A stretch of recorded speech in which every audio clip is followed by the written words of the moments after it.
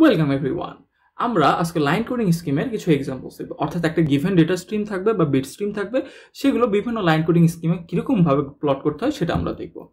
আমরা দেখেছি line coding স্কিমকে basically 5টা ভাগে ভাগ করা যায়: ইউনিপোলার, পোলার, বাইপোলার, মাল্টি লেভেল এবং মাল্টি ট্রানজিশন। আমরা এই ভিডিওতে ইউনিপোলারের এনআরজেড, পোলারের এনআরজেড, আরজেড এবং বাইফেজ অর্থাৎ ম্যানচেস্টার এবং ডিফারেনশিয়াল ম্যানচেস্টার এবং বাইপোলারের এএমআই বা অল্টারনেট মার্ক ইনভার্সন এবং সিউডোটার্নারি সম্পর্কে জানবো, অর্থাৎ কিভাবে এগুলো প্লট করতে হয়।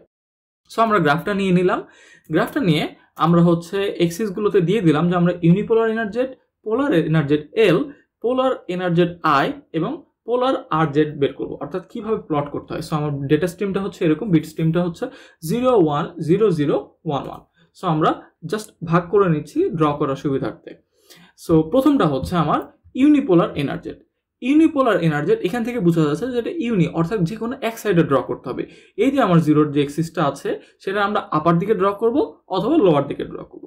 সো আমি চুজ করছি আমি উপরের দিকে ড্র করব, এবং এটা বলছে এনআরজেড অর্থাৎ নন রিটার্ন টু জিরো, অর্থাৎ আমি যখন এই জিরো বিট স্ট্রিমটাকে এই জায়গাটুকু প্লট করব তখন আমি কখনোই এই মাঝখানে কখনোই আমরা জিরোতে রিটার্ন করব না। এই জন্য এটাকে আমরা এনআরজেড বা নন রিটার্ন টু জিরো বলে থাকছি।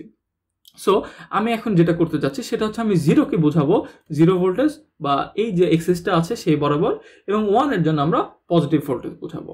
সো আমি যেখানে যেখানে জিরো পাবো সেখানে সেখানে আমি লো ভোল্টেজ ড্র করে ফেললাম, এবং যেখানে যেখানে 1 পাচ্ছি সেখানে হাই ভোল্টেজ ড্র করে ফেললাম। এই যে গ্রিন লাইনগুলো দ্বারা আমি পজিটিভ ভোল্টেজ বা হাই ভোল্টেজ ড্র করে দিচ্ছি। সো আমার লাস্ট স্টেপটা থাকবে এই সবগুলো জাস্ট কানেক্ট করে দেওয়া। নাও moving on to the next one, অর্থাৎ পোলার এনআরজেড। এনআরজেড এল, এই এল দ্বারা আসলে বোঝাচ্ছে যে নন রিটার্ন টু জিরো লেভেল, এবং পোলার অর্থাৎ আমি শুধু এক সাইডে না, আমি এই এক্সিসটার উপরে বা নিচে যে কোনো সাইডেই যেতে পারি। সো আমি এবার ধরে নিচ্ছি যে আমি এবার জিরোকে প্লাস দ্বারা রিপ্রেজেন্ট করবো, অর্থাৎ পজিটিভ ভোল্টেজ দ্বারা রিপ্রেজেন্ট করবো। এটা ইচ্ছা মতো ধরে নেওয়া যায়। জিরোকে পজিটিভ ধরলে 1 অবশ্যই নেগেটিভ হবে, আবার যদি আমি 1কে পজিটিভ ধরি তাহলে 0 অবশ্যই নেগেটিভ হবে। সো সেম ওয়েতে যখন আমি 0 পাবো তখন আমি এই হাই ভোল্টেজ বসিয়ে দিব, যখন আমি 1 পাবো তখন এই লো ভোল্টেজটা বসাই দিব। সো এটা খুবই ইজি। এই ইউনিপোলার এনার্জিটা জাস্ট এক সাইডে হয়েছে, আমরা এখানে দুই সাইডে ড্র করেছি। পজিটিভ দ্বারা 0 বুঝিয়েছি এবং এই নেগেটিভ দ্বারা 1 বুঝিয়েছি। সো লাস্ট স্টেপটা কি হবে, সেম ভাবে জাস্ট আমরা কানেক্ট করে দিব। Now moving on to the next one, that is polar energised I, অর্থাৎ পোলার এনার্জেড ইনভার্সন, অর্থাৎ এখানে আমাদেরকে ইনভার্সন নিয়ে কাজ করতে হবে। এবং আমরা পোলার তার মানে আমরা উপরে বা নিচে যে কোনো দুই সাইডে যেতে পারি। সো এবার আমরা দেখি যে আসলে এই ইনভার্সন বলতে কি বোঝাচ্ছে।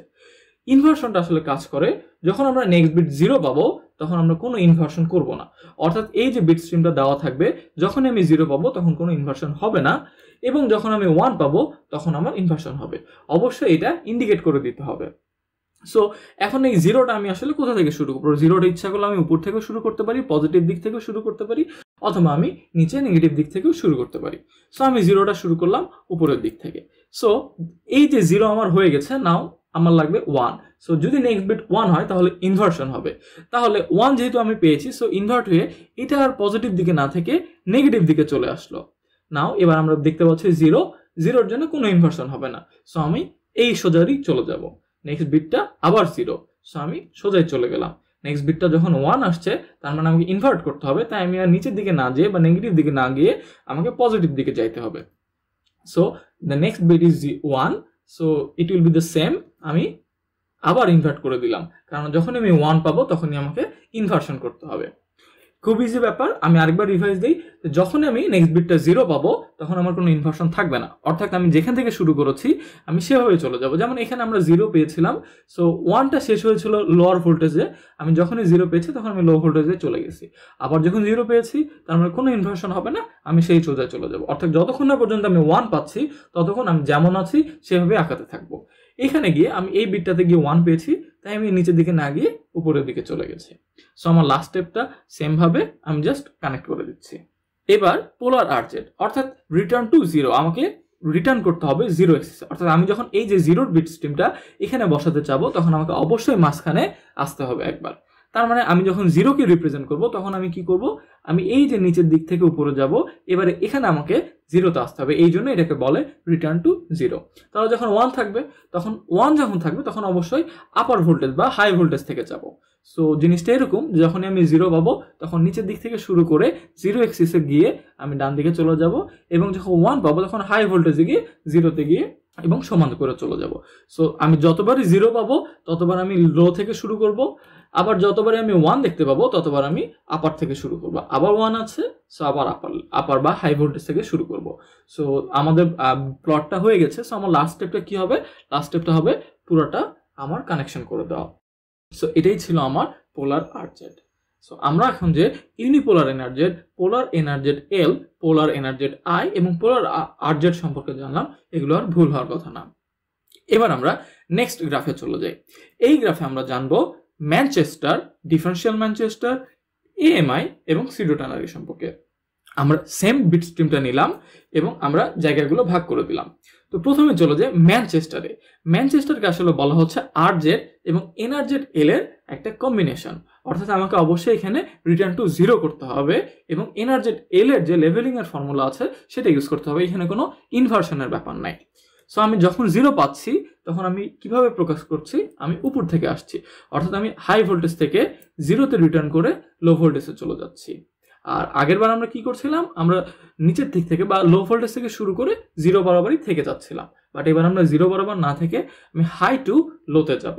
আবার যখন 1 পাবো তখন আমি লো থেকে হাইয়ে যাব, অর্থাৎ যখন আমি 0 দেখতে পাবো তখন আমার ভোল্টেজটা হাই থেকে শুরু হয়ে শেষে যায়, অর্থাৎ লোতে গিয়ে শেষ হবে, এবং 1 হলে লো থেকে শুরু হয়ে হাইতে যাবে। সো আমি যখনই 0 দেখতে পাবো তখনই হাই থেকে লো, আবার 0, আবার হাই থেকে লো, আবার যখন 1 দেখতে পাচ্ছি তখন লো থেকে হাই, আবার 1 দেখতে পাওয়ার জন্য লো থেকে হাই।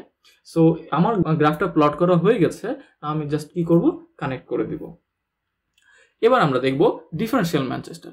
ডিফারেনশিয়াল ম্যানচেস্টারটা আসলে আরজেড অর্থাৎ রিটার্ন টু 0 এবং এনআরজেড আই ইনভার্সন আছে, অর্থাৎ এই ডিফারেনশিয়াল ম্যানচেস্টারটা আগের থেকে একটু আলাদা হবে, কারণ আগে একটা লেভেল ছিল, এবার হচ্ছে আমার ইনভার্সন। সো ইনভার্সনের রুলসটা কেমন হবে? যদি নেক্সট বিট 0 হয়, আমি যদি কখনো 0 পাই তাহলে সেখানে ইনভার্ট করে দিতে হবে, এবং যদি নেক্সট বিট 1 পাই তাহলে আমি কোনো ইনভার্সন করব না। সো সেম ভাবে প্রথম বিটটা 0, আমি এটা উপর থেকে বা নিচ থেকে যে কোনোভাবে শুরু করতে পারি। সো আমি যেটা করছি, আমি নিচে থেকে শুরু হয়ে অর্থাৎ লো থেকে শুরু হয়ে হাইতে গেলাম।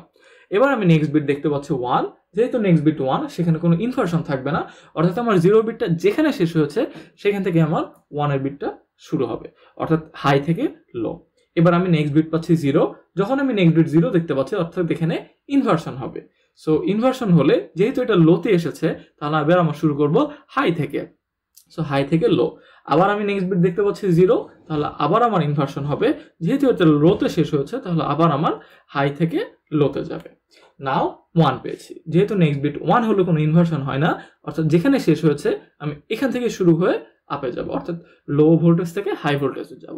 আবার 1, তার মানে আমার কোনো ইনভার্সন হবে না, আমি অবশ্যই আবার হাই ভোল্টেজ থেকে লো ভোল্টেজে যাব। সো আমি যদি এটা আরেকবার বলি, তাহলে আমি যখন 0 দেখতে পাবো তখন আমি ইনভার্সন করে ফেলবো, আর যখন 1 দেখতে পাবো তখন কোনো ইনভার্সন করব না।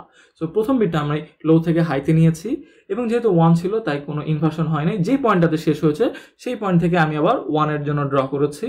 আবার নেক্সট বিটটা যখন 0 পেয়েছি তখন এই যে 1 এর জন্য লো ভোল্টেজে শেষ হয়েছিল সেখান থেকে শুরু না করে আমি হাই ভোল্টেজে গেছি।